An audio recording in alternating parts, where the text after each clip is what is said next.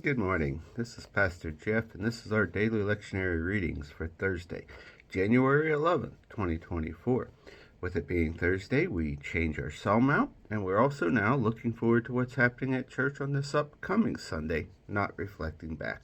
Psalm 139, 1 through 6, and then 13 through 18 is going to be our psalm reading. Our Old Testament reading is going to be the book of Judges, chapter 2, verses 6 through 15. Then our New Testament reading is going to be 2 Corinthians chapter 10, verses 1 through 11. Let us listen in via the Message, Psalm 139, beginning verses 1 through 6. God, investigate my life. Get all the facts firsthand. I'm an open book to you. Even from a distance, you know what I'm thinking. You know when I leave and when I get back. I am never out of your sight. You know everything I'm going to say before I start the first sentence. I look behind me, and you're there. Then up ahead, and you're there too. Your reassurance presence, coming and going. This is too much, too wonderful. I can't take it all in.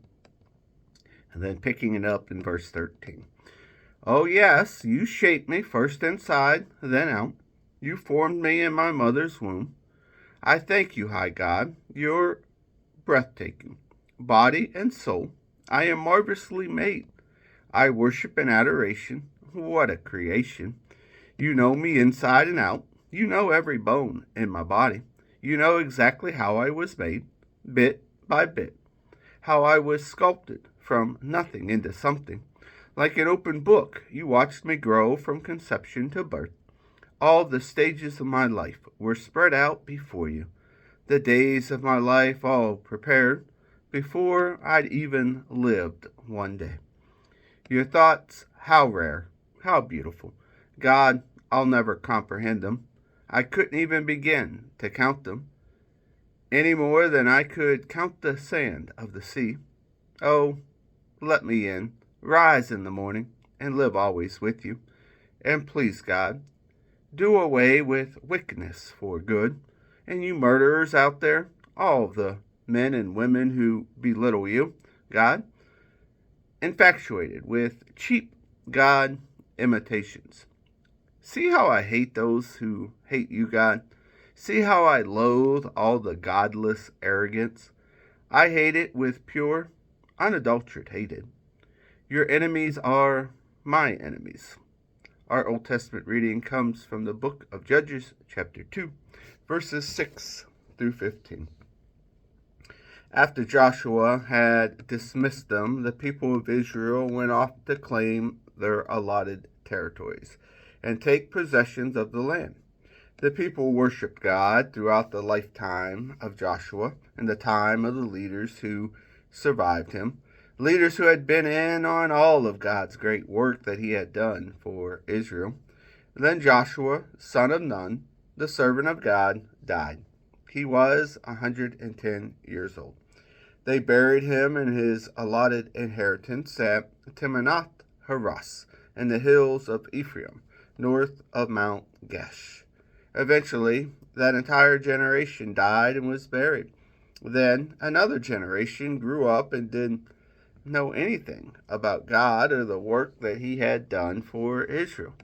The people of Israel did evil in God's sight, and they served Baal gods. They deserted God and the God of their parents who had led them out of Egypt. They took up with the other gods, gods of the people around them. They actually worshiped them. And oh, how they angered God as they worshiped the god Baal and the goddess Astar.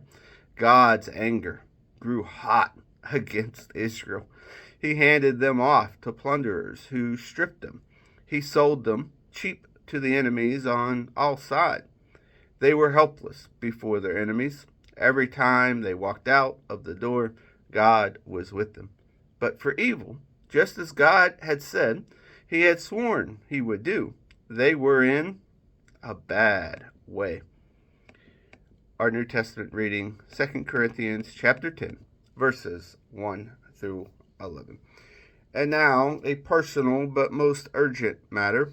I write in the gentle but firm Spirit of God in Christ.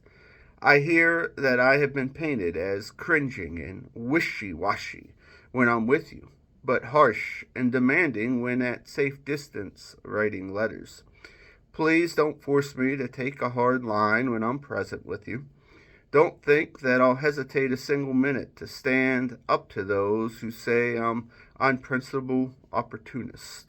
Then they'll have to eat their words. The world is unprincipled. It's a dog eat dog world out there. The world doesn't fight fair, but we don't live or fight our battles that way. Never have and never will. The tools of our trade aren't for marketing or manipulation, but they are for demolishing that entire massively corrupt culture. We use our powerful God tools for smashing warped philosophies, tearing down barriers erected against the truth, fitting every loose thought and emotion and impulse into the structure of life shaped by Christ. Our tools are ready at hand for the clearing of the ground of every obstruction and building lives of obedience into maturity. You stare and stare at the obvious, but you can't see the forest for the trees. If you're looking for a clear example of someone on Christ's side, why do you so quickly cut me out? Believe me, I am quite sure of my standing with Christ. You may think I overstate the authority that he gave me, but I'm not backing off. Every bit of my commitment is for the purpose of building you up. After all, I'm not tearing you down. And what's this talk about me bullying you with my letters? His letters are brawny and potent, but in person he's weakling and mumbles when he talks. Such talk won't survive scrutiny. What we write when away, we do when present. We're the exact same people, absent or present, and a letter or in person. And here ends our readings for the day.